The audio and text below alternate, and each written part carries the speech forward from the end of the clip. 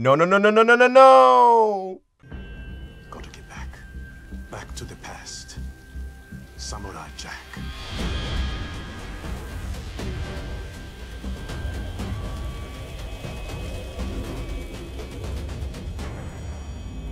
Samurai Jack Season 5, Episode 9. Chapter 100. What an emotional thrill ride. This entire episode, things just kept happening that I did not want to happen, and it made for a suspenseful, heart-wrenching, yet amazing episode. I liked how it opened up with the kiss continuing, which at first I was like, alright, come on. But then Jack and Ashi pushed each other off, so it felt like fans who weren't down for it and felt like the relationship was kind of forced. The show kind of acknowledged that, like, hey, yeah, this is still pretty awkward for them, and we continue to have a bit more awkwardness throughout the episode, so it kind of justified it as they aren't together, yet the romantic attraction is apparent, it's there, it exists. In my opinion, I think they're trying to appease fans who are for and against Ashi all at the same time. But regardless, the fact that Joshi's happening, you kind of know in the back of your head that something's going to go wrong, and sure enough, it does. Scaramouche arrives to Aku, and I really die at the fast food like replica of Aku. Like it truly reminded me of like, hey, welcome to McDonald's or Burger King, how can I help you? Like, what's your order? That was my immediate reaction, but Aku left a voice message for people who arrived, like basically like, you know, fuck off, leave me alone. And the humor only continued once Scaramouche crawled into an entrance, calls out Aku, and Aku's just like, go away. And Greg Baldwin did a great job as Aku in this episode. I don't think he's even trying to sound like Mako, he's just trying to sound like Aku, and in that case he succeeded exponentially in this episode, because it felt like Aku. Once Aku learns that Jack doesn't have a sword, which is no longer accurate information, he gets rid of his punk, and I really enjoyed the little dance that him and Scaramouche did. Aku's always been a comedic character, and it was at an all-time high in this episode. Jack and Ashi reminisce about the past. Ashi asks Jack, do you ever think about your family? Jack says, all the time. Ashi also questions, back home, was there a girl? And Jack's like, many. But he didn't fully process Ashi meant in a romantic way, and Jack's like, oh no, there was no girls in that case. But that's not true, Jack. I remember that one episode, that girl pecked you on the cheek, you were blushing, and something was going on there. You ain't slick, we caught you red-handed. But then the tone gets rather serious as Jack says, memories are the only way he's ever gonna see his home again. Which may or may not be true, I'm not really sure. Because the next morning Ashi wakes up, Jack is gone, and he's stumbling upon a familiar location. Us longtime fans know this location. He's near to the Guardian's portal, and this is where it crushes my heart. Ashi catches up with Jack, he looks at the ground, and he just sees the Guardian smash glasses, and that says everything we need to know. Jack really no longer has a way home. The past, out of the picture. Well, there's one way, but I'll touch on that possibly in a future video. If not, you can kind of figure it out with the twist of this episode. Jack tells Ashi that he's afraid of losing her because he loses everything. Every friend he makes, like, they're gone. Obviously, he doesn't know about the Archers or the Scotsmen, but he's probably under the assumption, like, every time I get close to someone in the future, or even in the past, Aku takes them away.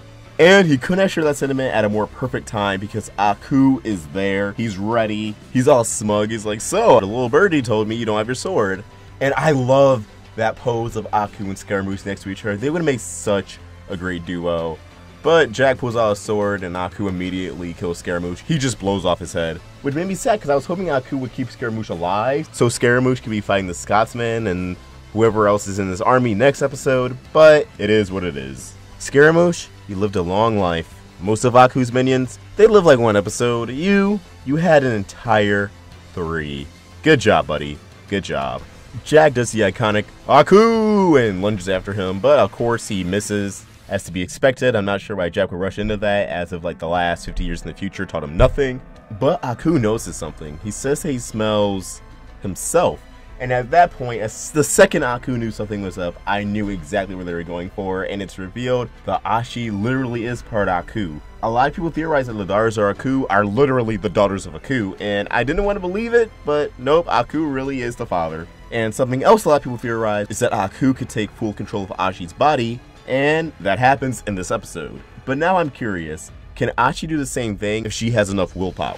Is that something that could be explored in the finale? So Ashi and Jack, against each other's wills, engage in combat. Aku is trying to get Ashi to kill Jack, or vice versa, and Aku fully awakens Ashi and she's no longer human. She turns into a demon just like Aku. They continue to fight, and I loved this action sequence. This episode was top-notch in that regard. Jack gets a hit on Ashi, which brings her human form, or at least her face, to momentarily resurface, and she tells Jack to kill her. And Jack can't do it. He can't bring himself to do it. And even though it was predictable, I understand why they had to go this route. Jack surrenders, and the episode ends with this amazing watercolor shot of Aku holding the sword while Jack's on his knees. It was reminiscent of the old intro, and I loved that. So what didn't I like about this episode? One, I feel like the first half dragged on for too long. I understand it made for a more dramatic second half.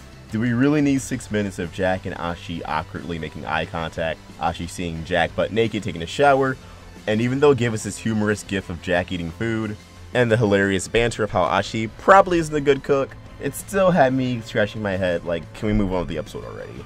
Now, Genndy did not say the Guardian would return, he only said the Guardian would be addressed. And by the promo of this episode, a lot of people already speculated the Guardian would be dead, including me, like Jack's sad face at the end of the promo indicated to me that he saw the Guardian's corpse, but no, it wasn't even that. It was just the glasses. Like, that man is obliterated, that man's gone, that time portal's gone, and a lot of people are like, okay, but the prophecy, even if the future changes, shouldn't a prophecy always be certain? I mean, yes and no. In Gravity Falls, the prophecy to stop Bill Cipher did not come to fruition. It was interrupted and they had to find another way to beat him. And here, that could have just been a possible future. It was never specifically stated, it was a prophecy. All we saw was a possible timeline where Jack uses a time portal to return to his time, and one where he becomes king. But they don't specify if that's in the future, if that's already in the past, or if that involves Jack using the time portal in any regard. Perhaps the time portal was showing Jack staying in the future, becoming a king, indicating that the time portal would not even be used. That was no way affirmation that in the future, Jack would return to the past or even use a time portal. It simply wasn't. And something like a time portal should have the abilities to show possible timelines because, you know, it's time travel based. It seemed to be a living entity, so broadcasting Jack's future to the Guardian made perfect sense to me. While I'm still not sure how I feel about Joshi, I do think it was great how she's used to show how much of a threat Aku is, because at the end of the day, this is between Jack and Aku. And while people might be upset that Ashi has been used for quote-unquote plot development, she may or may not get her own happy ending. Maybe she'll die, maybe she'll live. Only time will tell. Overall, really great episode. I can't wait for the finale, and the promo for the finale did not show any new footage. It was just a bunch of clips from the season, like a montage, a quick little recap, but that only has me even more excited. But as always, these are just my thoughts, and I'd love to hear yours. So let's get a discussion going in the comments below.